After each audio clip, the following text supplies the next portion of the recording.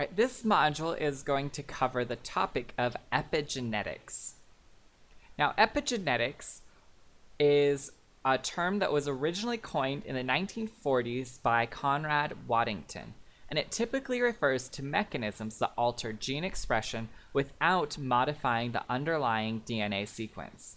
And it's often that these changes are mitotically via cell differentiation and meiotically, so passed on to descendants, meaning heritable. Now, epigenetics have been linked or likened to biological memory, in that epigenetic changes are often adaptations to rapid or short-term environmental changes and retained through subsequent generations almost to the fourth generation. Generally, epigenetic changes are considered to be semi-stable but reversible changes to gene expression. So your epigenome is the global pattern of chromatin modifications possessed by each individual. So now we're going to talk about types of epigenetic changes.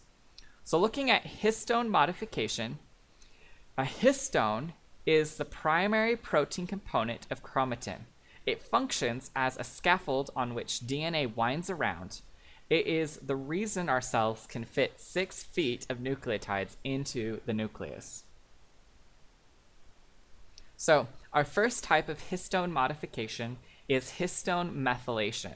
So this is the addition of methyl groups to histone proteins, and it typically results in the histone tightening, which inhibits the transcription of genes in that region. Now, histone acetylation is the exact opposite process. So in this case, it's the addition of an acetyl group to histone proteins, and it results in the relaxation of the histone, allowing increased transcription of genes in that region. Now, another form of epigenetic change is what we call DNA methylation. So this is the addition of methyl groups directly to cytosine bases.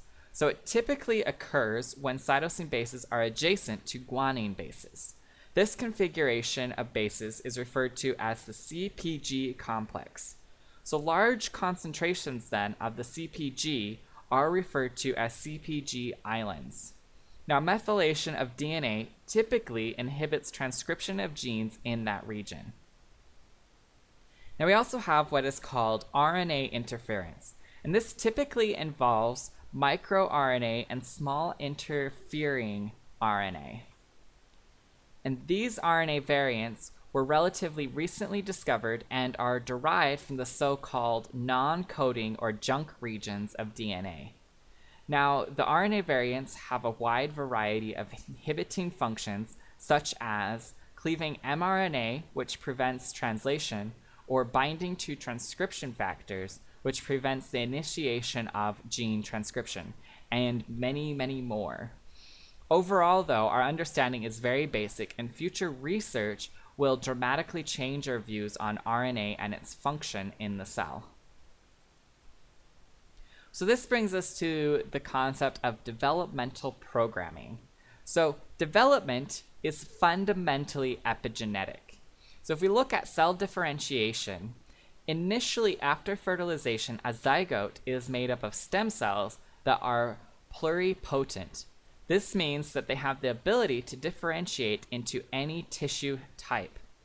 This pluripotency is the result of little or no epigenetic changes to the DNA in these cells. A clean slate, if you will. Now, differentiation then is the result of differential epigenetic changes occurring in different cell lines. So for example, neural cells have different epigenetic patterns than epithelial cells, which results in different phenotypes even though both cells have identical DNA.